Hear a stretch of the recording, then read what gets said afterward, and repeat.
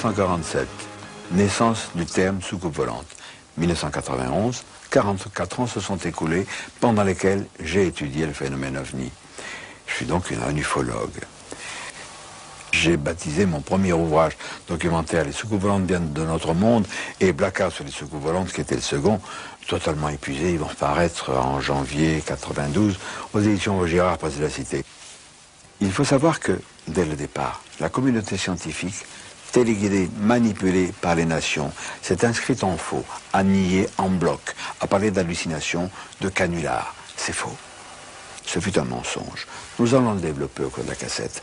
Mais ce que la communauté scientifique a à se reprocher, ou que nous lui reprochons, ne peut pas s'adapter à tous les scientifiques. Il y a aussi des scientifiques objectifs et honnêtes. Et par exemple, le professeur Michel Bounias, qui a créé le laboratoire de biochimie de l'université de l'INRA à Avignon. Il a enquêté sur une chose extraordinaire qui s'est produite à Trans-en-Provence. Bien sûr, il ne dit pas « c'était les Martiens, c'était les Vénusiens, c'était les Ibis ». Il a l'honnêteté intellectuelle de dire ce qu'il a constaté, et ce qu'il a constaté, ça ne vient pas de chez nous. Bien, et alors il vous est arrivé dans la vie une aventure assez extraordinaire qui a sollicité votre sagacité, et vous avez fait une recherche pour le compte du GEPAN, le groupement d'études des phénomènes aérospatiaux non identifiés, sur lequel je ne porterai pas maintenant de jugement, ça viendra plus tard. Un contrat a été passé entre vous et cet organisme. Et le Centre national d'études spatiales, très exactement, puisque c'est en 1980 que le CNES m'avait sollicité pour savoir si dans des circonstances précises, il serait possible de mettre en évidence un impact biologique de phénomènes aérospatiaux non identifiés. Alors je leur avais répondu que dans certaines conditions, ça pouvait effectivement être possible, et donc nous avions passé un contrat entre le CNES et le ministère de l'Agriculture pour le cas où. Une semaine après la signature de ce contrat, un habitant de Trans-en-Provence voit un engin se poser dans son jardin qui laisse une sorte d'empreinte photographique dans le sol. Le professeur Bounias est alors chargé d'analyser les plantes prélevées autour de la trace. J'ai donc fait une analyse très complète d'une série de plantes prélevées sur le centre de la trace, sur la trace elle-même et à des distances de plus en plus éloignées. Je passe sur les détails, en particulier mathématiques. J'ai pu montrer que bien souvent, les effets qui ont été observés décroissaient, diminuaient en fonction de l'inverse du carré de la distance. Alors ça pouvait faire penser à un phénomène par exemple de type électromagnétique, c'est un exemple. J'ai essayé de comparer ces effets produits à ceux de produits toxiques, de produits chimiques, de la chaleur, de sources physiques différentes, etc. Je n'ai rien trouvé qui puisse expliquer complètement les phénomènes observés, qui présentait en plus une autre particularité. Dans ces plantes, le métabolisme fonctionnait un peu à l'envers. Comme si en mettant en première, vous appuyez l'accélérateur, vous partez en marche arrière. Hein. Et au fur et à mesure que vous accélérez, vous avez moins de consommation. Tout ça fonctionnait d'une manière anormale. Voilà. Donc il s'est produit effectivement des troubles assez profonds et liés. Donc je suis sûr qu'il y a eu des perturbations biochimiques anormales. C'est de la toxicologie, hein, pure et simple. Ceci étant, dans la limite de ce qu'on peut affirmer au terme d'une recherche scientifique, eh bien, je ne vois pas quoi d'autre que ce qui a été décrit par M. Nicolai aurait pu produire ces effets-là. Maintenant, quant à me demander si l'engin est un objet extraterrestre ou pas, alors là, ça, moi, je ne peux pas vous répondre, bien entendu. Ce remarquable travail d'analyse du professeur Bounias a fait sauter le GEPAN, le groupement d'études des phénomènes aérospatiaux non identifiés, que nous payons avec nos impôts. Cet organisme de recherche qui a pour vocation d'étouffer la vérité. Il a sauté parce que l'analyse du professeur Bounias est inattaquable. Alors il a sauté, mais malheureusement, d'autres continuent à sévir, sous le titre de CEPRA. C'est la même équipe, c'est le même lieu, CNES à Toulouse, Centre national d'études spatiales. Le CEPRA, ça veut dire Service d'études des phénomènes de rentrée atmosphérique. Alors là, c'est toujours la même histoire, ça n'existe pas, c'est du bidon, des hallucinations. Je voudrais rappeler aussi qu'en Union soviétique, pendant la guerre froide, un individu du nom de Vichinsky procureur général du Soviet suprême, un véritable barbare, a nié farouchement l'existence de soucoupes volantes, disant que c'est curieux, on les voit dans les pays capitalistes, sous-entendu où on boit beaucoup de whisky, mais pas en Union soviétique, qui est pourtant un pays de vaste dimension. Nous savions qu'il mentait. En voici la preuve.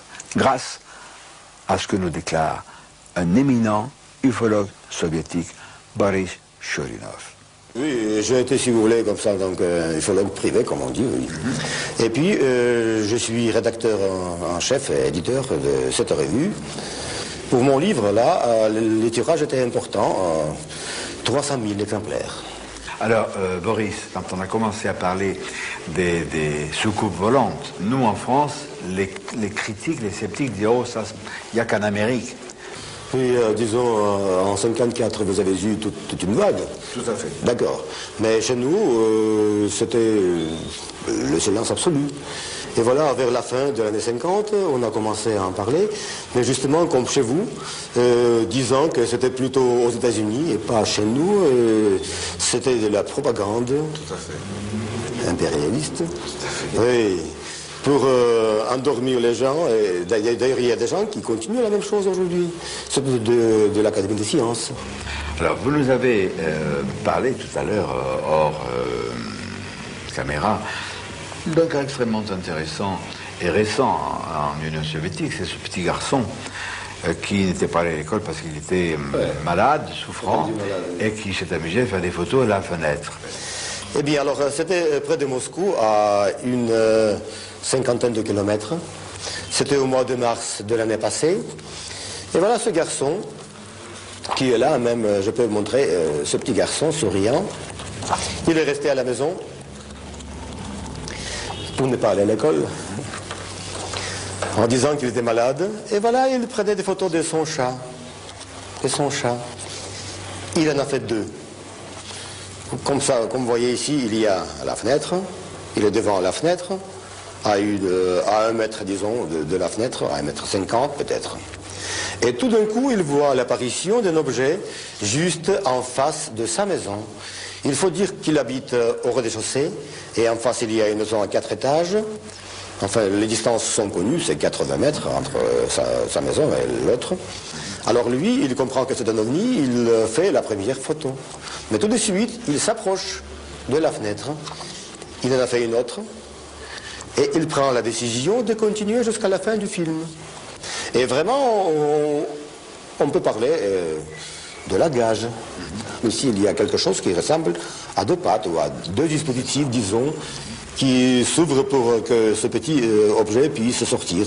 Mais ici, attention, ici, plus de pattes. C'est ça. Ils sont nettement séparés. Nettement séparés. Bon, nettement séparés. Et voilà, on arrive à la 8e séquence. Là, ils se sont bien écartés. Bien écartés. Donc, pas de pattes. Et vous voyez cet écartement. Et puis, ce qui est très important, le film n'est pas découpé. Alors, ça se présente en entier. Continuité. Continuité absolue. Et chaque cadre est numéroté. Et comme ça, on ne pourra pas parler des trucs, des trucages. Enfin, moi, je vais essayer de faire un document sérieux. Des dizaines de milliers, peut-être des centaines de milliers de photographies de soucoupes volantes ou d'ovnis existent de par le monde. Nous savons aussi que ces engins se posent. D'autres s'écrasent. On a fait des études, des recherches dans ce domaine. Et à ce propos, Roger Rémy, qui est un chercheur de pointe, qui travaille à Albuquerque, au Nouveau-Mexique, il y a 25 ans déjà, m'a raconté des choses étonnantes qu'il avait vues. Il est le représentant de l'IMSA, l'Institut mondial des sciences avancées aux États-Unis, et il a eu entre les mains des éléments irréfutables, extrêmement troublants. Je rappelle, la spécialité de Marcel Vogel était d'abord un grand chimiste. C'est le père du disque dur, c'est le père du floppy disk, c'est le père des cristaux liquides chez IBM, détenteur de plusieurs brevets. Donc Marcel Vogel était un grand chercheur déjà dans le domaine de la chimie. Marcel et moi, nous avons eu entre les mains un échantillon, je veux dire un sample, un échantillon de métal qui techniquement n'a pas pu être fait sur Terre. Je m'explique, ce métal, cet échantillon de métal, toutes les molécules étaient faites de façon synthétique, été créé, a été rapproché de façon synthétique, ce qui est de loin la technique du frittage, de loin la technique de la céramique, de loin la technique de fusion du métal. Par contre, une très forte probabilité, ce qu'on appelle aujourd'hui de façon très alchimiste, la fusion froide, the cold fusions, auquel personne ne croit. J'ai eu l'occasion d'avoir des débris également entre les mains de corps de ces passagers pour des mêmes raisons d'analyse. Donc il ne fait pas de doute qu'il y a bien eu des êtres vivants qui ont craché sur Terre, qui ont été récupérés par des autorités américaines. Et les malheureux ufologues qui ont été mêlés à ces histoires-là de près ou de loin ont été souvent l'objet d'accidents ou de crises cardiaques et parfois même de chantage au silence. Inquiétant, non. Terriblement inquiétant, puisque derrière tout cela se cache une horrible vérité. Un Américain du nom de John Lee, ex-agent de la CIA, a fait des révélations fracassantes vers la fin de l'année 1988. J'ai moi-même reproduit ces déclarations dans le magazine Le Monde Inconnu en décembre 1988. Il s'agit d'accords passés entre les autorités américaines, le président Truman en l'occurrence, c'était en 1946-1947, et une espèce extraterrestre inamicale.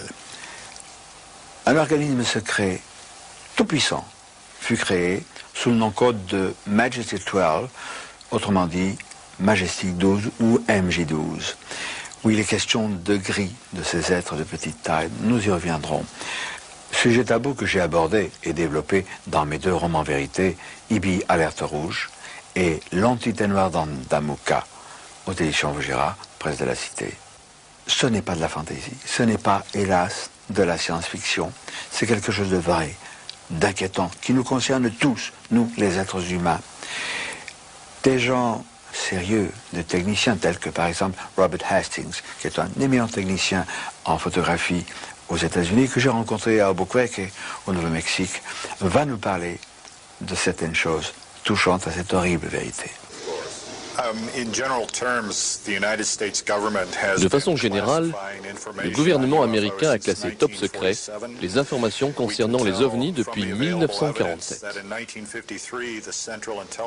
On peut dire que depuis 1953, la CIA a senti que ce problème concernait la sécurité nationale et elle a pris la relève de l'US Air Force pour la coordination des recherches concernant les ovnis. Cela continue encore aujourd'hui. J'ai un intérêt particulier pour les documents concernant les armes nucléaires.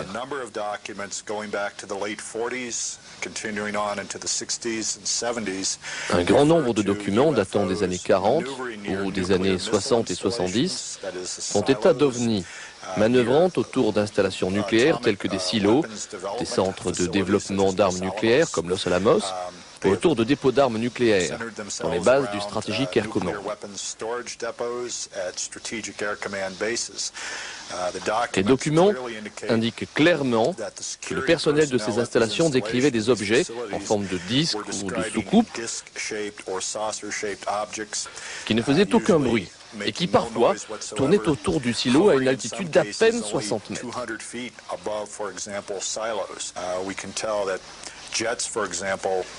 Des avions de chasse ont été lancés d'une base du Montana pour intercepter ces objets, après qu'on les ait vus au-dessus de silos. C'était en novembre 1975. Les documents décrivent avec beaucoup de détails la venue de ces engins nuit après nuit, sur une période de 2 semaines, au-dessus des installations stratégiques de cette partie des États-Unis. Un ufologue français a, lui, vécu longtemps aux États-Unis, et particulièrement à Albuquerque et au Nouveau-Mexique. La région de Dulce ne lui est pas inconnue. Il s'agit de Jean-François Gilles, qui était un chercheur du CNRS, mais qui est devenu un ufologue tout à fait au courant de ces problèmes qui nous cachent les gris. Jean-François Gilles, ces êtres, venus d'ailleurs, on les appelait les IBI, E-B-E. Quelle en est l'origine? Non pas des IBI, mais de l'appellation. Apparemment, ils ont été dénommés comme ça, ces êtres. On verra peut-être un peu après de qui il s'agit. dès 1947, dès les premiers crashs, dès le crash de Roswell, par un des membres éminents du MJ12, le docteur Detlev Bonk. Ce qui occasionne, à mon avis, la confusion avec le mot les gris, greys, le short greys, les petits gris. C'est que la dénomination EBE, EB, a été connue dans les années 80, à savoir pour nous à la fin des années 80, de même que la terminologie les gris, les greys, les petits gris, aussi à la fin des années 80. Mais l'expression gris, c'est une expression ouverte, c'est-à-dire qui était employée par les gens qui s'en occupaient, alors que l'expression EBE est une expression officielle employée dans des documents ultra secrets en 1947 et après. Contrairement à ce qu'on pourrait penser, les ibis, les gris, ne sont pas une œuvre d'imagination. Sylvie Houssaye les a reconstitués tels que des portraits robots à la suite de divers témoignages. Bon, et prenons l'exemple du gris. C'est à partir du témoignage de Luli Oswald, qui habite au Brésil et qui est professeur de musique dans différentes universités. Et elle a été enlevée avec un jeune garçon, ami de son fils, et ils ont subi des examens médicaux, même sexuels, enfin, et sous hypnose, elle s'est souvenue de tout ça. Donc elle a fait la description bien détaillée de ces petits êtres de petite taille, 1m30 environ, aux yeux très noirs, très perçants, au visage triangulaire. Elle parlait par exemple que la peau ressemblait à celle d'un rat mouillé. Donc d'après toutes les descriptions qu'elle a fait en public, le 5 septembre 88, lors d'un congrès à Rio, j'ai pu, grâce à tous ces détails, faire ce portrait robot. Pour ce qui est de l'autre portrait robot, c'est après une trentaine de témoignages où j'ai pris tous les points communs. Et on arrive à peu près à ce personnage qui est déjà plus stéréotypé, un petit peu ce qu'on retrouve dans des films, c'est moins typé que le gris, là, poilu. Hein. George Andrews est un ufologue américain, un ufologue de pointe. Il est l'auteur de Extraterrestrial Among Us, qui n'a pas été traduit en français. Il travaille à un nouvel ouvrage, Extraterrestrial Friends and Foes, extraterrestres, amis et ennemis. Il va nous expliquer les dessous de ces accords secrets passés entre les ibis et les militaires ou le gouvernement aux États-Unis. La base, selon Lear, du traité, c'est qu'en échange de la technologie militaire, nous devrions donner aux gris des bases souterraines. On devrait les permettre d'enlever des citoyens américains, mais c'était compris à condition de les ramener sans leur faire du mal. En bon état. Les ramener en bon état. Et ensuite, ils avaient le droit de mutiler. Mais seulement des animaux. Seulement des animaux. Et ils devaient donner une liste des citoyens qu'ils avaient enlevés, MJ12, au chef du projet. Donc, en résumé, il donnait de la technologie spéciale, oui, que nous n'avons pas encore, oui, en échange de quoi il recevait un petit pied-à-terre, oui, et la possibilité de faire quelques expériences inoffensives. C'était présenté comme une étude purement scientifique pour voir comment fonctionnait notre planète et tout cela. Mais quand ça a commencé à se gâcher, quand ils ont compris que d'abord, ceux qui ont été enlevés, ils avaient mis des implants, comment dire des implants? Des implants. Des implants qui ont ensuite contrôlé ces gens, comme nous contrôlons des animaux sauvages, à qui nous faisons des implants. On a enlevé beaucoup plus de citoyens que n'était prévu. Parfois, ceux qui ont été enlevés disparaissaient à tout jamais. Bref, que ça devenait une situation hors de contrôle. Et c'est à ce moment que d'après John Lear, il y a eu une dispute au sein de MJ12. Et il y avait ceux qui voulaient continuer à supprimer les informations, des autres qui voulaient tout dire au public pour les avertir de la catastrophe. Les gris souffriraient d'une grave carence génétique. carence qu'il compenserait grâce à des enzymes prélevées sur des muqueuses de mammifères vivants. C'est l'explication des nombreuses mutilations animales constatées dans certaines parties du monde, et notamment aux États-Unis. Les humains, eux aussi, sont visés dans le cadre de ces expériences génétiques. Il y a deux cas. Là, bon, moi, j'ai pas les noms dans la tête pour l'instant, mais on les trouve dans des tas de publications maintenant. De femmes qui se rappellent avoir été enlevées. L'une, dans un cas, c'était parce qu'elle avait assisté avec sa fille à la mutilation d'un veau. Alors voilà pourquoi on peut faire la connexion, le rapprochement aux histoires de mutilation de bétail. Donc cette femme a été enlevée avec sa fille, et évidemment elle avait très peur de subir le même sort que le veau, qui a été mutilé, une mutilation classique, les yeux, la langue, les parties sexuelles, pendant qu'il était vivant, bien sûr. Et à cette femme, on lui dit non, calme-toi, ça ira très bien. C'est juste un avertissement, quoi, en fait. Bon, et puis il y a un autre cas, et il semble qu'une partie, bon, il y a une phase en ovni, et après, ça se passe dans un endroit souterrain. Alors pourquoi on dit que c'est souterrain, finalement, je suis bien en train de le dire. Hein, il y a toute l'enquête qui est à refaire. Mais bon, là, effectivement, tout d'un coup, je ne vois pas si ça peut être dans un lieu très grand. Il semble que ce sont les personnes qui ont eu un sentiment intime qu'elles étaient sous terre, qu'on leur a dit. Bon, voilà. Hein. Et puis il faudrait dire à nos amis européens qui, eux, ne sont pas au courant, parce qu'on n'a rien révélé. Il n'y a que nous, les ufologues avancés, qui avons répandu cette information. Il faut dire que les enlèvements de personnes sont nombreux aux États-Unis, en particulier les femmes. Il y a eu des régressions sous hypnose, et l'on a appris que ces femmes, on les avait enlevées pour des raisons particulières. On peut en parler.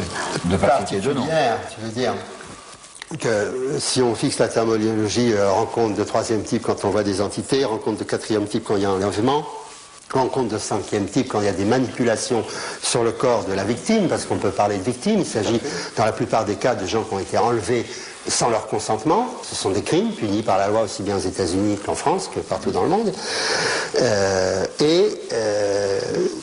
Quand il s'agit de femmes, il y a des cas où ces femmes sont apparemment fécondées, se retrouvent enceintes. Il y a des cas, justement, où, au bout de quelques mois, disons 3-4 mois de cet ordre, elles ne sont plus enceintes, alors qu'il n'y a eu ni fausse couche, ni avortement thérapeutique. Et il semble qu'elles aient été renlevées, parce qu'on a des cas d'ébullition, je simplifie au maximum. C'est pas une seule source, ni un seul cas, c'est des tas de cas, enfin des dizaines de cas, et un certain nombre de sources, indépendantes, complètement indépendantes à mon avis. Je pourrais expliquer pourquoi. Et donc ces femmes sont enlevées une première fois, fécondées, enlevées une seconde fois, le fœtus est prélevé, l'embryon est prélevé, et il y a même des cas où elles sont réenlevées une troisième fois, quelques années après, il y a présentation d'enfants. Il s'agit d'un enfant hybride. Il y a une source publiée qui est celle de, non pas de Whitley Strieber, mais de Ved Hopkins, dans le bouquin qui s'appelle Invaders, les envahisseurs. Je ne sais pas s'il est traduit encore en français. Non, et ça, c'est une source publique. On peut l'acheter dans des monoprix en Amérique. Comme le confirment diverses sources, les Gris ont installé d'immenses bases aux États-Unis. Selon John Lear, une des bases les plus importantes est située dans l'État du Nouveau-Mexique, près de la petite ville de Dulce. La base de Dulce était dans un coin particulièrement sauvage, mais un coin sauvage qui donne un peu parfois des sueurs froides.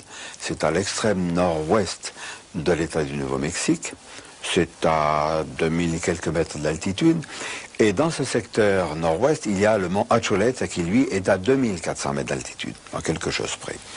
Alors, ce qui est curieux, c'est que cette base, dont on pense qu'elle est une base leader, elle abriterait non pas 5000 ibis, comme je l'ai indiqué dans Ibi Alerte Rouge, mais environ 18 000, ce qui présuppose une base très importante. Ce coin sauvage est sur la réserve indienne Jicarilla.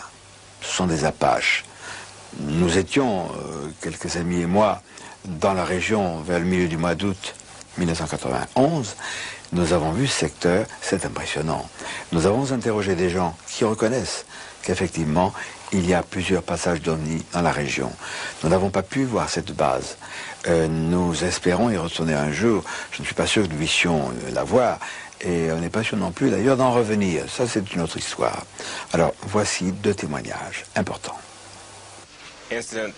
J'étais alors dans le désert au sud de Belen, au Nouveau-Mexique. Il y a une route qui va à Montener et j'étais à 8 km au nord de cette route.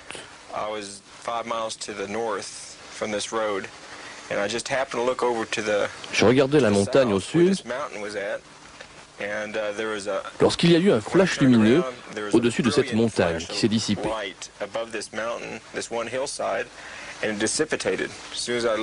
Et quand je suis allé sur place pour examiner, je n'ai pu trouver aucun débris d'aucune sorte. Ce soir-là, avec tous les gens qui étaient... c'était au pied du mont Archuleta. Oui, du mont Archuleta, mais en fait on était déjà sur les hauteurs. On était parti très haut et on dominait tout le mont Archuleta. On était en haut du mont Archuleta. On était sur un plateau. On avait trouvé un plateau pour camper. Et on avait fait un très bon barbecue que Gabriel Valdez nous a préparé admirablement. Le plus jeune fils de Gabriel dit « Look », mais très fort, un look qui a surpris, une exclamation. Et on a tous levé nos têtes à ce moment-là et on a vu au-dessus de nous, dans le ciel qui était à ce moment-là devenu vraiment très noir, très après le coucher du soleil, on a vu une lumière mais qui semblait éclairer toute la montagne, qui a formé un boomerang au-dessus de nous. Ça n'est pas parti droit, c'est parti, disons, de l'ouest et c'est allé à l'est. Et ça paraissait pas très loin de nous, en fait. Et comme tu verrais un nuage au-dessus de toi, et d'une intensité extraordinaire. Je veux dire, j'ai jamais vu ça. J'ai pourtant vu des tas d'avions, j'ai vu des tas d'objets familiers voler. Et alors, à l'arrière de cette lumière extraordinaire, il y avait comme des étincelles qui se dégageaient de toutes les couleurs, de rouge, jaune et vert et bleu. Sur la face de la montagne. C'est la face de la montagne. Sans laisser de traces naturelles. Sans laisser de... Et pas le moins... comme si ça s'était volatilisé. Comme un gaz, comme une bulle de savon quand elle éclate. Pof, comme ça. Et Gabriel a aussitôt dit, je vous l'avais dit, on les voit tout le temps. Et effectivement, ce phénomène n'est pas rare à Dulce. Pour nous, c'était extraordinaire, c'était la première fois. Mais il disait que les Indiens témoignent d'au moins 2 apparitions comme ça par mois au-dessus de la montagne. Ils les voient tellement qu'ils n'y font plus attention. Au-dessus du mont Archuleta. Au-dessus du mont Archuleta, essentiellement toujours au-dessus de cette montagne. Comment une telle vérité a-t-elle pu être cachée, maintenue sous le boisseau par les autorités? Lorsque le Majestic 12 a vu le jour, dans le courant des années 40, cet organisme créé à l'instigation des Ibis, de ces êtres des bases souterraines, les autorités américaines ont contrainte, fait le blackout, fait le silence et la censure. D'abord, en essayant de convaincre le monde scientifique que les ovnis, les extraterrestres, les soucoupes volantes, tout ça c'était de la foutaise et que ça n'existait pas. Beaucoup de savants à l'époque ont marché, parce que ça entrait dans leur propre vue. Ça les gênait que nous ne soyons pas les seuls à être les plus beaux, etc. Bon. Après coup, il fallait véhiculer ces mensonges, cette intoxication criminelle, on peut le dire. Et pour le véhiculer, qu'est-ce qu'il fallait? Les médias. Alors, le monde savant, porte-parole du MJ12 et du gouvernement secret, a induit en erreur les médias, qui à leur tour, en toute bonne foi, ont induit en erreur nous, les cochons payants, toujours à payer pour les autres. Alors attention, méfiez-vous, amis, des déclarations officielles, quelles qu'elles soient, touchant les ovnis. Elles sont fausses. Le lieutenant-colonel Wendell Stevens, il y a 25-30 ans, a été nommé à un organisme militaire qui s'appelait le Project Blue Book, le projet Livre Bleu, pour soi-disant enquêter sur les ovnis avec ordre, en réalité, de les mettre sous le boisseau, d'étouffer la vérité. Wendell Stevens s'est vite aperçu qu'on voulait le manipuler. Il est parti. Il n'a plus voulu continuer dans cette voie du mensonge. Et il est devenu ufologue. Ça ne lui a pas porté bonheur parce qu'on a essayé de le salir. Mais Wendell Stevens est un brave homme. C'est un homme qui a le courage de dire ce qu'il a vu, ce qu'il a appris. Et il nous en parle. I think that MJ12 exists at a very high level Le MJ12 existe à de très hauts niveaux, mais probablement pas dans la structure officielle du gouvernement.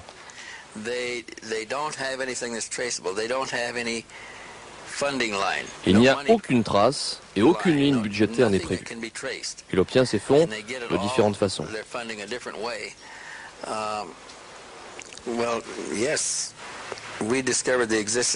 Nous avons découvert son existence en 1979. C'était une société très secrète, composée de 6 militaires et 6 scientifiques.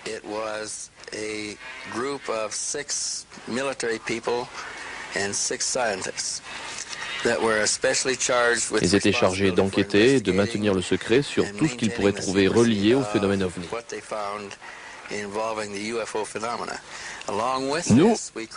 Nous avions créé des équipes de récupération dans différentes parties du pays, ceci afin d'anticiper les problèmes à venir.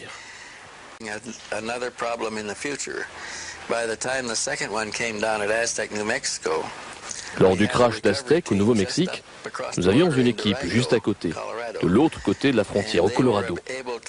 Ils ont pu observer l'approche de cet objet, visiblement hors de contrôle.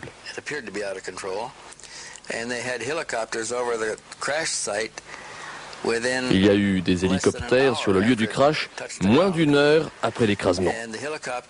Les hélicoptères tournaient autour du site. Des gens d'une équipe spéciale habillés en bleu foncé se préparaient à prendre le contrôle des lieux.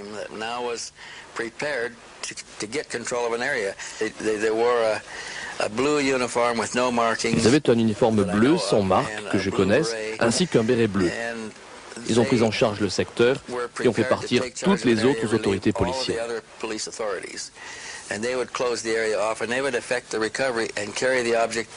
Ils ont alors transporté l'engin vers un endroit secret. Nous pensons qu'il y a des résidus de ce crash dans un laboratoire près d'ici, ainsi qu'à Los Alamos et à la base 51 au nord du Nevada, et peut-être à d'autres endroits. Ces équipes ont donc transporté les débris et ils ont pris le contrôle du crash d'Aztec en très peu de temps et ont pu maintenir le secret.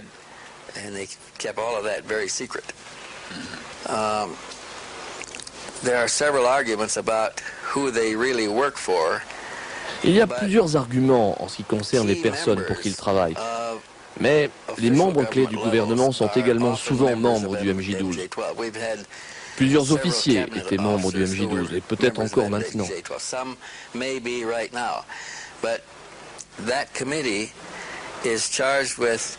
Ce comité est chargé de contrôler le plus grand secret que ce pays ait.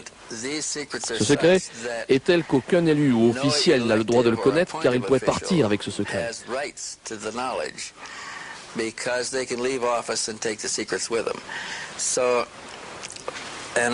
Donc, un officier ou un officiel du gouvernement doit avoir un besoin très spécifique pour avoir accès à ces informations.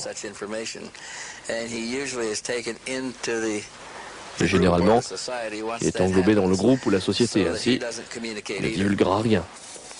Nous avons déjà parlé de censure, mais il est peut-être bon d'aller plus avant dans ce domaine controversé, mais malheureusement sournois et bel et bien réel.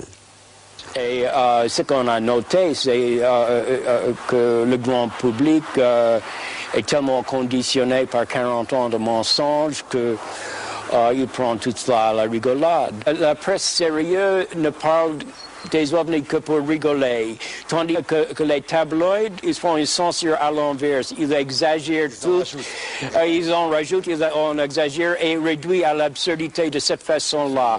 Et c'est très instructif que, par exemple, les tabloïds, le National Enquirer, le propriétaire, c'est en effet un ancien du CIA.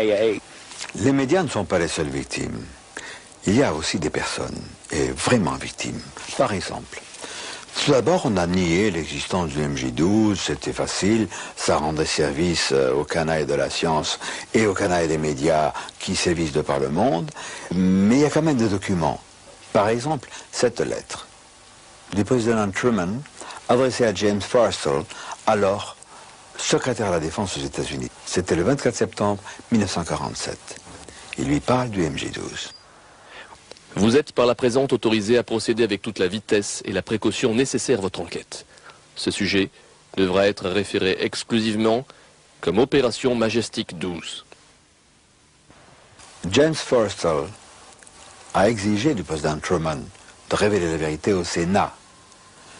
On l'a convaincu qu'il était souffrant, déprimé, et qu'il était nécessaire de le garder quelques jours à l'hôpital Bethesda de la Navy, d'un grand hôpital au nord-ouest de Washington. Et là, 3 agents de la CIA l'ont étranglé, ont attaché un drap autour de son cou, on l'a défenestré, et malheureusement, le drap a cassé. Et ça fait mauvais effet, ça fait désordre, c'est ainsi qu'on a appris qu'il s'agissait d'un assassinat. D'autres cas sont connus, peut-être moins définitifs. Celui, par exemple, de Paul Bennewitz. Dr Paul Bennewitz, qui est un industriel. Oh, c'est pas la maison Ford, c'est pas Chrysler, etc. C'est un petit industriel du Nouveau-Mexique qui, un jour, sur son ordinateur, a capté un dialogue entre Kirtland Air Force Base, c'est la base de l'Air Force, qui est mitoyenne de l'aéroport d'Albuquerque, l'aéroport civil, et une autre source qu'il pense avoir identifiée en celle de Dulce, la fameuse base. Alors il a été sidéré de comprendre que cette base IBI, extraterrestre, communiquait avec une base de l'Air Force. Et il a dit, je vais me mettre dans le circuit. Et Kirtland lui a dit, oui, c'est peut-être intéressant, on va se voir. Et là a commencé une abominable intoxication qui a diminué Bennewitz. On a la confession de Bill Moore au congrès du MUFON en 1989 à Las Vegas, où Bill Moore s'est accusé, a fait des aveux en public devant 400-500 personnes. J'y étais, comme quoi il avait participé à un travail d'équipe pour déstabiliser, pour détruire l'équilibre affectif et émotionnel de Bennewitz. Et qu'il y avait de nombreux, par exemple, bris de domicile, comment ça s'appelle, effractions. Il déplaçait des objets, il faisait des petits montages avec des personnages, mettons, déguisés dans sa rue. S'il appelait un membre de sa famille, le temps que la personne arrive, bien entendu, il n'y avait plus rien. Et n'importe quelle personne, même la plus solide, si on fait ça suffisamment longtemps, avec suffisamment de savoir-faire, et il y a du savoir-faire, la personne craque. Si on croit ce que dit Bill Moore, Richard Doty de l'US Air Force lui aurait ordonné de fournir à Paul Bennewitz de fausses informations.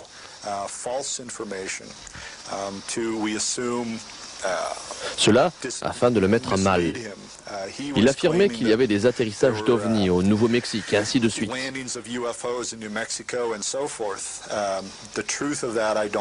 La vérité sur tout cela, je ne la connais pas. Mais je sais qu'entre les années 80 et 90, il a été fourni en fausses informations par l'US Air Force sans la moindre raison.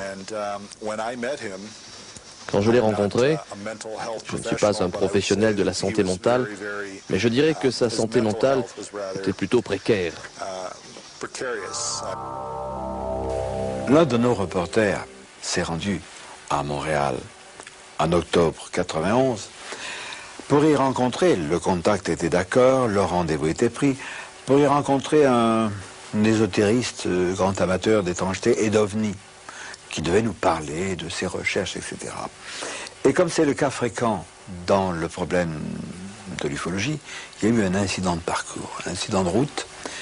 Il s'est rétracté, il nous a posé des lapins, et notre reporter n'a pas pu agir. En France aussi, il y a des preuves de pression, et je dis bien... Vous savez, ou ne savez pas, et il est important de vous l'expliquer, que les archives publiques sont régies par des lois sévères, à bon escient d'ailleurs, on ne peut pas les divulguer n'importe quand, il y a un rituel à respecter. Ce que vous ignorez, amis, c'est que sont classés archives publiques tous les rapports de gendarmerie concernant les témoins d'observation d'OVNI, d'atterrissage ou de rencontres du troisième type. Alors, dans le journal officiel du 5 janvier et dans le journal officiel du 12 décembre 1979, vous pouvez le procurer pour quelques francs en photocopie. Il est précisé que si les archives publiques concernent une personne, bon, la divulgation ne peut être faite avant 50 ans. Mais imaginez un gendarme qui, pour des raisons personnelles, ne croit pas aux ovnis, est contre les ovnis, n'aime pas les ovnis, ni les ufologues, il va chercher la petite bête, parce qu'il connaît la loi, un gendarme connaît la loi. Alors il va demander au témoin, voilà, Madame Dupont, Monsieur Durand, vous dites avoir vu un engin, etc. Très bien, vous allez bien? Vous avez une bonne santé? Ah oui, absolument. La dame lui dit, ah, mon Dieu, j'ai fait une égratignure, j'ai encore au pied, mais tout va bien. Le gendarme note, Madame Dupont nous a déclaré ce jour souffrir d'une petite égratignure et de corps au pied. J'exagère. Mais ça, c'est une connotation de santé. Et la censure n'est pas de 50 ans. Elle est alors de 150 ans. Mais en France, la censure n'existe pas. On nous prend donc vraiment pour des crétins. Notre groupe d'ufologues de pointe et d'extrême pointe, d'ufologues qui savent prendre des risques. Il y a Alain Ranguis, qui est un jeune chercheur de CNRS, et Patrick Gambe, qui est un technicien de l'EDF. Ils ont eu à pâtir, tout comme moi d'ailleurs, de menaces, de harcèlement. Et Patrick Gambe va nous raconter ses propres problèmes. Oui, c'est suite à... On est rentré à l'IMSA, au conseil d'administration de l'IMSA, et ça a commencé le 7 septembre 1985. Alain venait de rentrer de congé, et puis ça a commencé par des coups de téléphone, anonymes bien entendu, relations, c'est-à-dire qu'on nous mettait en communication sans qu'on appelle Alain et moi-même, c'était des lettres anonymes, détérioration sur les véhicules, et ça a duré pendant plusieurs mois. Alors, Patrick nous a parlé de septembre 1985. C'est à peu près à ce moment-là que je mettais une main un peu définitive à un bouquin documentaire qui s'est appelé Le monde étrange des contactés. Ça plaît aux canailles du MJ12. Et ça s'est intensifié. Et un soir, nous avions rendez-vous, Patrick Gambe, son épouse Bernadette, Alain Ranguis et Brigitte, son épouse, ma femme et moi, pour dîner et parler de nos problèmes. Et nous étions donc chez moi. Nous nous installons et là, c'est devenu l'enfer. Jusqu'à 1h du matin, l'heure à laquelle nous nous sommes séparés, les agressions téléphoniques n'ont pas cessé. Absolument. N'ont pas cessé. Et c'est là que, exaspéré, j'ai sorti mon automatique. Je n'ai pas tiré sur le téléphone, évidemment, mais j'ai actionné la culasse et j'ai dit à celui qui était au bout du fil, dont j'entendais la respiration, je lui ai dit, espèce de... J'ai dit un mot rimant avec épinard. Je lui ai dit, espèce de... j'espère que tu as compris ce que c'était que ce bruit que je viens de faire, et en l'occurrence, j'espère aussi que tu tireras plus vite et mieux que nous, si un jour nous sommes confrontés. Et c'est là que nous avons, quelques jours après, reçu une lettre anonyme, bien sûr, de l'un de ces individus qui nous harcèlent, en disant, oui, mais moi, j'agis contraint et forcé, j'ai des enfants. En parlant vulgairement, il avait la trouille. Et aujourd'hui, nous sommes, disons, vers le dernier trimestre 1991, le harcèlement téléphonique continue. Allô, Jimmy, décroche. Ah, salut. Oui, salut, c'est Bitocul.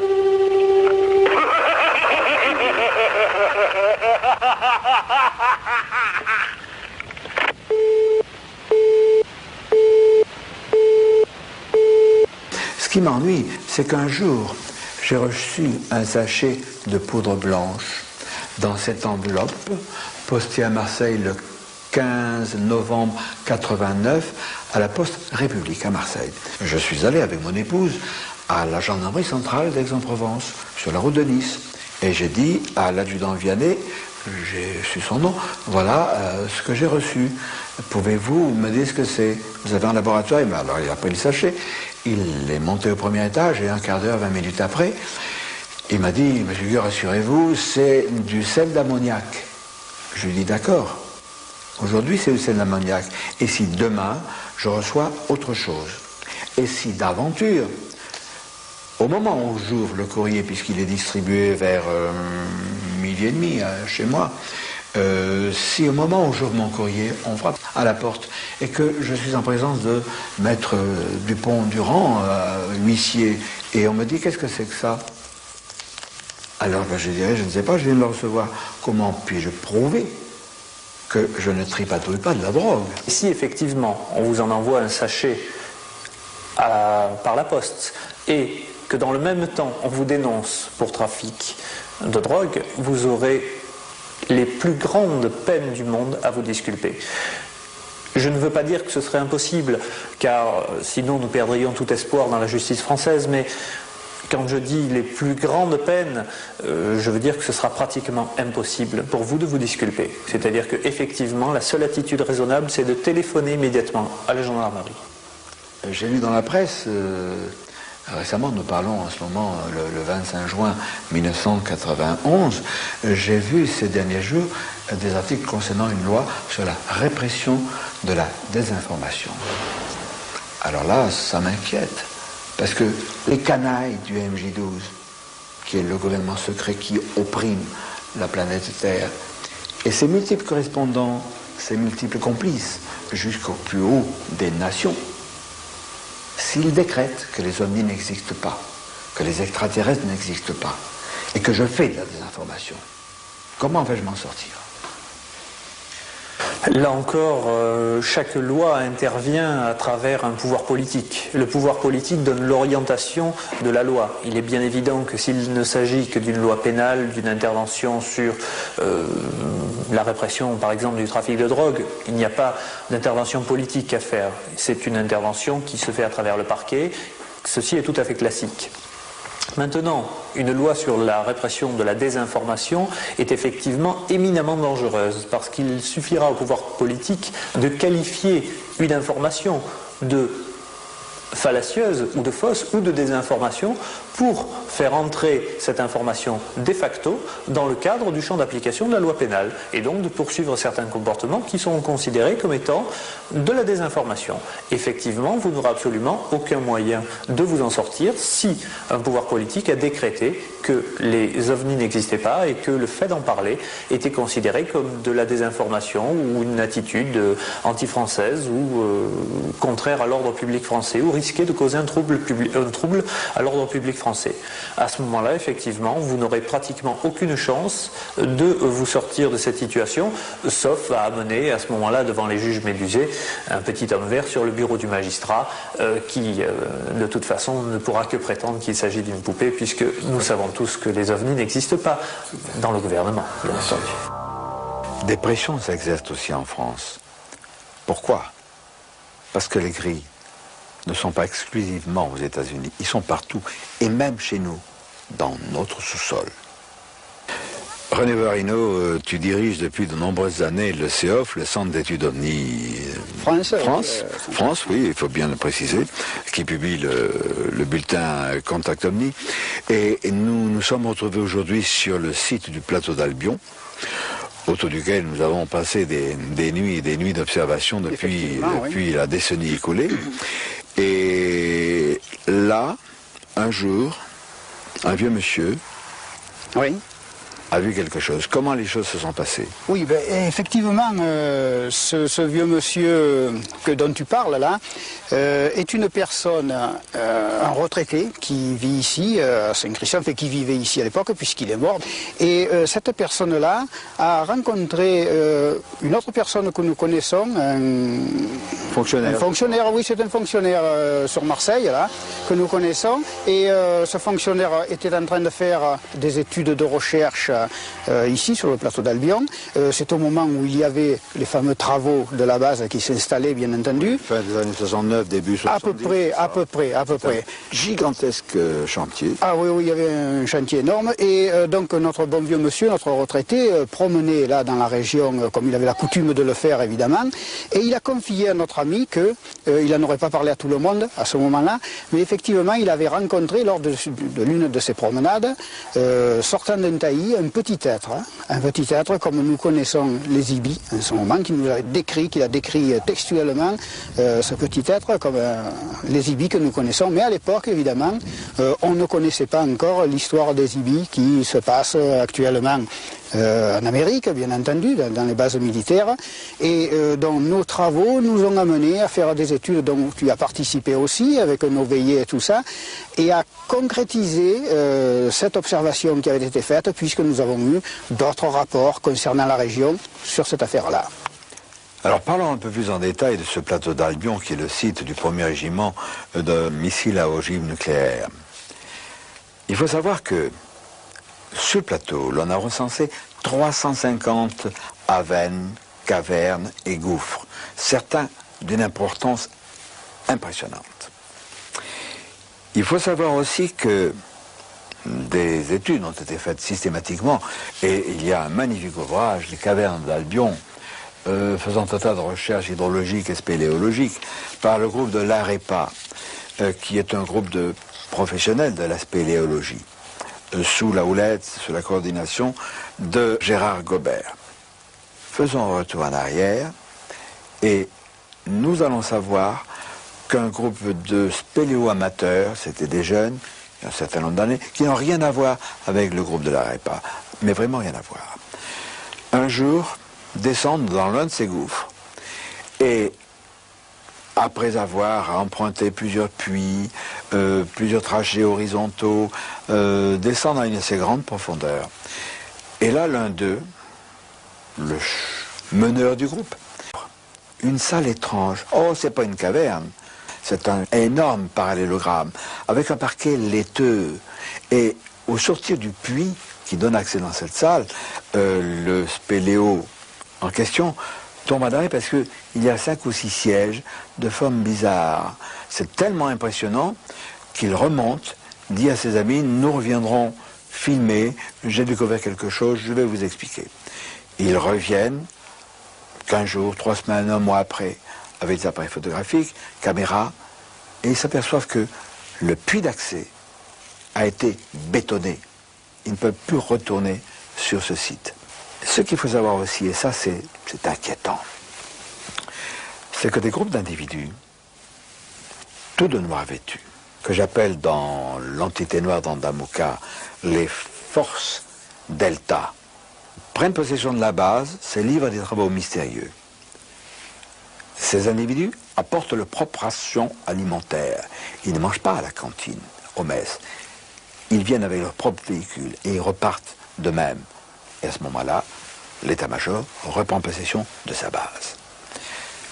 Certains braves bidas, il y a un certain nombre d'années, je reste volontairement vague, ont vu ce qu'ils n'auraient pas dû voir, à savoir, dans une grande salle, à un premier étage, où se trouvent des ordinateurs, ils ont vu une dizaine de ces individus au teint blafard. Il ne s'agit pas de petits gris. Ces individus ont l'aspect humain, mais ils sont bizarres. L'un de ces êtres a vu qu'un militaire regardait. On s'est emparé de ce brave garçon. Il est sorti de la base, on l'a conduit à l'extérieur, on l'a tabassé. Un passage à tabac en règle qui lui a valu 2 mois et demi d'hôpital. Ses camarades, au bout d'un certain temps, ont appris qu'il était en traitement à l'hôpital, ont été autorisés à le voir, à titre d'exemple. L'un de ses amis intimes m'a parlé, en présence de 5 témoins. Nous avons enregistré cela, nous avons planqué, excusez le terme, et dispatché ces enregistrements. Nous devions nous revoir, il devait essayer de convaincre l'un de ses camarades de nous parler plus avant, et tous deux ont disparu. À une trentaine de kilomètres, à l'est du plateau d'Albion, donc pas loin, se trouve l'OHP, l'Observatoire de Haute-Provence, à Saint-Michel-l'Observatoire, près de Fort-Calquier. Cet observatoire, nous l'avons interrogé à 2 reprises pour lui demander son contre-avis en quelque sorte sur les ovnis. Ce fut toujours une fin de nous recevoir, ainsi que le montrent les lettres que vous pouvez lire vous-même sur l'écran. Et pourtant, cette feinte ignorance dissimule non pas un mais plusieurs secrets. Nous avons eu la chance d'avoir dans nos relations depuis peu de temps, grâce à mon voyage aux États-Unis, des contacts avec, appelons-le le professeur Duchemol. Ce chercheur a travaillé à plusieurs reprises et pendant longtemps à l'Observatoire de Haute-Provence. Il y a découvert un certain nombre de secrets. Et je vous assure que, après ce qu'il va nous dire, nous allons devoir, pour sa sécurité, distordre électroniquement sa voix, cacher son visage. Mais je vous donne ma parole que ce qu'il dit est vrai. Et si je dois choisir, moi, un des vieux de la vieille de l'ufologie, qui a l'habitude des traquenards et des campagnes de contre-vérité, c'est sa parole que je vais croire. Il y aurait des souterrains à l'OHP. Il est exact qu'au moins 3 tunnels sont disposés sur le site. L'un fait une centaine de mètres devant les bâtiments qui abritent les services techniques et des laboratoires.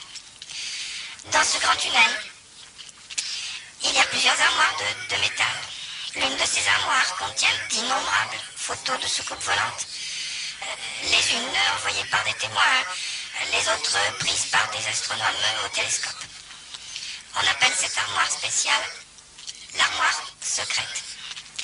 Ces clichés n'ont jamais été réexpédiés à ceux qui les ont envoyés. Il y a aussi des pièces secrètes. Il y en a même une qui est blindée. Elle renferme des stocks de photos tout aussi secrètes. La pièce secrète n'est pas souterraine. Elle est voisine du laboratoire et de l'administration. Ok. En quelles occasions avez-vous appris tout cela? No comment. J'ai pris beaucoup de précautions pour rejoindre Monsieur Vieux. Et pour venir dans ce studio, j'ai redoublé encore de précautions en m'assurant que je n'étais pas suivi. Vous ne connaissez pas ma véritable identité, cela dans mon intérêt et dans le vôtre. Je ne répondrai pas à votre question. Même en étant étranger à votre pays, j'encours des risques. Pouvez-vous nous donner des détails sur ces risques? Non, l'entretien est terminé. Bonne chance, Monsieur Vieux, et soyez très prudent. À propos de secrets, je crois qu'il faut rendre hommage à une agence de presse en particulier, l'ATP, l'agence transcontinentale de presse, qui scrupuleusement répercute les informations concernant les ovnis. Elle n'est pas responsable, évidemment, de l'autocensure pratiquée par certains journaux. D'autres journaux sérieux, le VSD par exemple, n'hésitent pas à publier des articles sans se moquer, c'est tellement facile de rire de façon imbécile des ovnis. Nous avons également Les Hommes Volants. Il s'agit d'une revue parachutiste, une revue très connue depuis 1949, qui n'hésite pas à présenter des articles de fond. Il y a naturellement des revues spécialisées, Contact OVNI par exemple, ou encore Phoenix, ou bientôt Chetty, enfin l'IMSA, l'EM qui va changer de look, et UFO Bulletin de Billy Baroni. Tout ça est extrêmement intéressant et je pense que ça mérite d'être indiqué dans cette période d'intox, de campagne de contre-vérité, de debunking, diraient nos amis américains. Ça n'exclut pas, bien entendu, les dangers. Il existe un certain nombre de contactés, de gens qui ont eu des contacts avec les occupants des engins, mais il y a des choses plus subtiles, plus mystérieuses. Des gens qui ont reçu des implants, comme cette jeune femme, Claudia Roux, qui est artiste peintre, comme son époux, Roger Roux, et qui a vécu dans son enfance une aventure curieuse. Vous êtes parti en colonie de vacances dans en Haute-Savoie. En Haute-Savoie. Oui. Alors vous aviez quel âge? J'avais 12-13 ans. Bon, bien sûr, comme tout enfant en colonie, on était habillé en short, en basket. Et on arrive près du camp, parce qu'à ce moment-là, on faisait un camp. Et mon lacet de tennis était défait. Alors je me suis accroupie et en me baissant, étant bien évidemment mon genou s'est plié, et c'est à ce moment-là que j'ai vu quelque chose sortir de mon genou. Vous n'étiez pas seule? J'étais avec ma petite camarade. Bon, ça m'a pas semblé inquiétant sur le moment, mais lorsque j'ai vu que ça sortait régulièrement, alors c'était ici, juste là. Bon, j'ai toujours eu l'impression que c'était un peu comme un périscope, parce que ça sortait régulièrement, sans interruption. Quel était l'aspect? Marron, un peu comme du bois. Marron strié de marron plus clair. C'était pointu en haut, pointu en bas, grand de ça à peu près, et poli, comme un galet poli par l'océan, et un peu visqueux, comme huilé. Bon, et lorsque cette chose est sortie et que la monitrice l'a jetée, bon, ça faisait un petit trou, et juste après, dans la journée, ça n'a pas saigné, ça s'est fermé, et plus rien, plus de traces. Bon. Il n'y a plus eu de traces pendant des années, de longues années même. Et un jour, je me suis aperçue, je ne l'ai pas vu grandir. Disons que je m'en suis aperçue d'un seul coup, ça y était pas, et le lendemain ça y était, parce que je ne l'ai pas vu venir. Et j'ai eu donc cette chose que l'on appelle maintenant, je le sais, un kyste de rejet, c'est-à-dire que le corps qui a eu quelque chose forme un kyste parce qu'il y a eu un corps étranger. Et quelques années plus tard, ce kyste, disons 2 fois dans la semaine, après ça cessait pendant des mois, me faisait une douleur, mais très très violente, et j'ai dit un peu comme une douleur qui serait venue de l'extérieur, passant par le centre de mon corps et passant tout droit. Et un jour ça s'est arrêté, je n'ai plus rien senti, je n'ai plus rien vu, et j'ai ça, il n'y a plus de manifestation, il n'y a plus rien. Tout au long de cette vidéocassette Vérité, il a été question essentiellement des short grey, des petits gris, ces êtres de petite taille, qui sont à tout le moins inamicaux. Mais je ne voudrais pas qu'on se méprenne. Nous estimons qu'il y a une trentaine d'espèces différentes d'êtres venus d'ailleurs qui, à des degrés divers et pour des raisons précises qui nous échappent, s'intéressent à nous. Mi-avril 1954, Edward Air Force Base, une base de l'Air Force, en Californie. 5 vaisseaux extraterrestres se posent. Roger Roux a reconstitué fidèlement cette scène que l'on connaît bien, qui a été étouffée. Eisenhower a rencontré des êtres d'apparence humaine qui n'avaient rien à voir avec les short gris, les petits gris. Ces êtres lui ont tenu à peu près ce langage. Vous les terriens, vous auriez besoin qu'on vous aide. Nous sommes prêts à le faire, mais il y a une condition. Vous vivez une ère de matérialisme. Vous manquez de spiritualité. Vous vous battez. Vous utilisez des armes nucléaires. Nous voudrions que tout cela cesse. Et à ce moment-là, nous ferons les quelques pas qui nous séparent et nous viendrons vous aider. Eisenhower, qui connaissait les accords secrets du MJ-12, a dit non. Les terriens ne sont pas prêts pour cela. Revenez dans 30 ans. Comme on dit à un enfant un peu turbulent, écoute, pose plus de questions, tu comprendras quand tu seras grand. Nous avons de sérieuses raisons de penser que ces êtres qui ont pris contact avec nous à travers le président Eisenhower en 1954 aux États-Unis sont des êtres pacifiques. Dans notre jargon d'ufologue sérieux et de pointe, nous les appelons les grands blonds. Bien sûr, il n'y a pas que des blonds. Alors ces grands blonds ne sont pas les seuls, eux non plus, à être positifs. Il y a d'autres cas, d'autres exemples. Nous allons l'aborder et nous verrons plus tard si nous devons nous en réjouir ou bien nous en inquiéter. Nous sommes dans les collines de Beaunieu, dans le Luberon, en Provence, et Madame Denise Bell, à la mi-septembre 1975, vous êtes venue, vous, comme ça vous arrivez, vous vous promeniez avec votre chien, c'était le soir. Oui. Le soir, la nuit était tombée, c'était le 15 septembre, la nuit était tombée, Voilà. il y avait des étoiles. Mais vous étiez préoccupée ce soir-là. Oui, j'étais préoccupée parce que j'étais atteinte d'un cancer à la thyroïde, du côté gauche, et un mois avant, le service du professeur, son assistant m'avait dit qu'un autre nodule m'était venu sur la droite et que je devais envisager l'opération, c'était impératif. J'étais un peu tourmentée, et puis j'avais mon chien, et mon chien il file comme ça dans le buisson. Et moi, à partir de cet endroit, j'ai été prise d'espèce de malaise, de colique. Je me suis éloignée là dans le virage là-bas. Et j'ai dû m'accroupir et j'ai dû vider mon ventre. Et sur cet arbre-là, il s'est développé une lumière, que l'arbre il est tout petit à côté, voyez-vous. La lumière est restée absolument à sa place, elle tremblait toujours. Et là, il est apparu un rectangle orangé, voyez-vous. Mais dans le corps de la lumière ou ailleurs? À la base de la lumière. Sur le sol ou vertical? Non, vertical. Ah, vertical, ça c'est très important. Oui, ça faisait partie de ce bloc de lumière, j'en suis sûre. Bien. Je voudrais revenir, Denise Bell, sur cette sensation quand quelque chose vous a immobilisé derrière, vous a serré. C'était une main? C'était pas une main, n'est-ce pas? Non, je n'ai pas senti que c'était une main.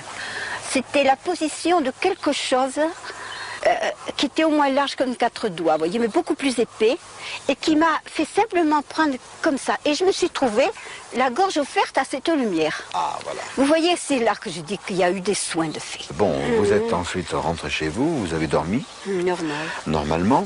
Et le lendemain, donc, vous vous êtes rendu à l'hôpital. Et là, donc, on vous a examiné. Voilà, l'assistant du professeur m'a reçu. Il a tâté un peu ce côté gauche, ce côté droit. Il est revenu, il n'en finissait plus. Et il m'a dit, écoutez, je ne comprends pas, je vais aller chercher l'autre assistant. Il est allé chercher l'autre assistant. Celui-là a fait la même chose et il a dit, je vais chercher le professeur.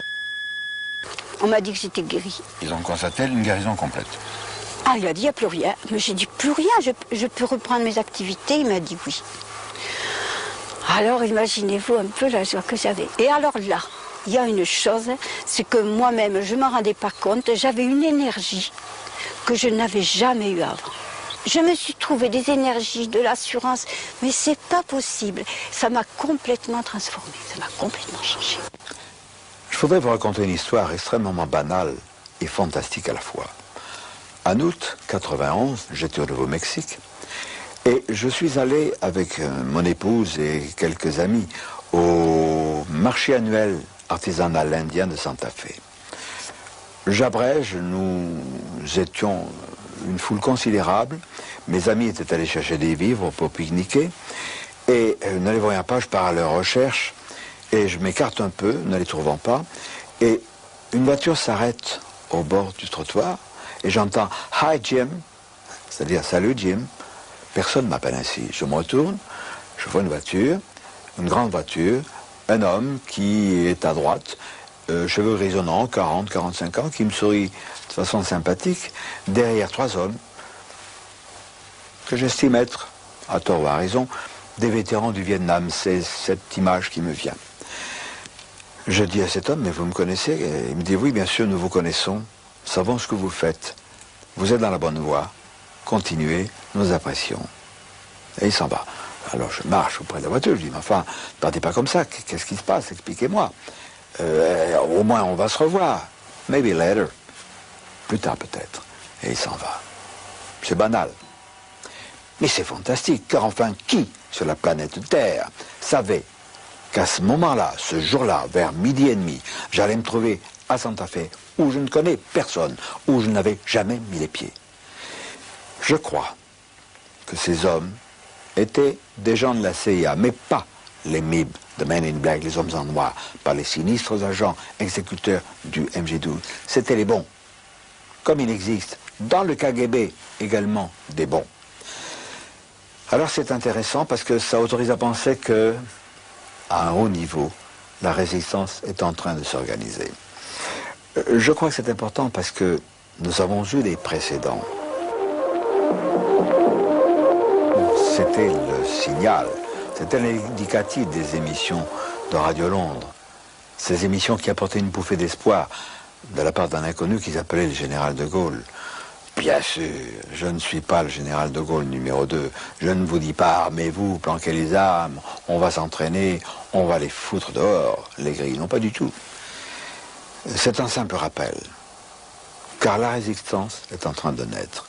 Je crois que c'est une bonne chose. Rappelons-nous aussi ce qui s'est passé à Edward Air Force Base en avril 1954, quand Eisenhower a rencontré les Grands Blonds. Il leur a dit « Revenez dans 30 ans, faire la paix, ne plus nous battre, nous désarmer, tout ça, on verra plus tard. » Que se passe-t-il depuis 2 ans? La chute du mur de Berlin, la réunification de l'Allemagne, la libéralisation de la Russie grâce à la perestroïka, à la glasnost de Gorbatchev, de Boris Yeltsin, Shevardnadze qui vient de revenir. C'est encourageant. Tout cela ressemble à l'application graduelle des Blonds qui nous ont dit en quelque sorte « Aidez-vous et nous vous aiderons plus tard ». Je crois que ce plus tard est en train d'arriver. Alors c'est une fantastique bouffée d'espoir. Et malgré l'inquiétude des gris qui sont sous nos pieds, je crois qu'il faut espérer. Il faut espérer, tout en faisant quand même un clin d'œil à nos frères de l'espace, aux chevaliers de lumière, avec notre ami Silvio Houssaye, qui est un merveilleux illustrateur, mais qui est aussi un auteur, compositeur, interprète de talent. Mais avant cela, une conclusion provisoire avant d'autres cassettes de cette série Les Portes du Futur. Que la force soit avec vous et avec nous. Alerte rouge, les terriens parlent aux terriens. Il est temps de lever la tête, il est temps d'ouvrir les yeux. Notre triste planète attend le retour des dieux. Nous avons saisi le message de leur rendez-vous répété. Chevaliers de lumière, vos enfants sont fatigués. Ici l'on tue, on se déchire. La terre est un étrange navire. On nous ment, on nous plonge dans des abîmes de mensonges. Pieuvre média crache ton ombre pour mieux nous aveugler. Crache, crache, tu devras un jour cracher la vérité. Il y a ceux que l'on soupçonne, il y a ceux que l'on bâillonne. Ils racontent des histoires d'ovnis, et on rit. Connaissez-vous la dernière en Arkansas, en Australie? Il y aurait sous la terre des tigris, des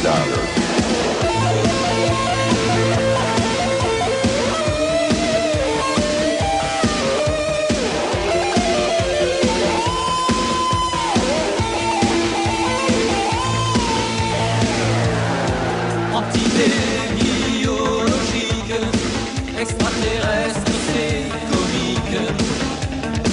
Ça fait passer un moment entre le foot et le Liban.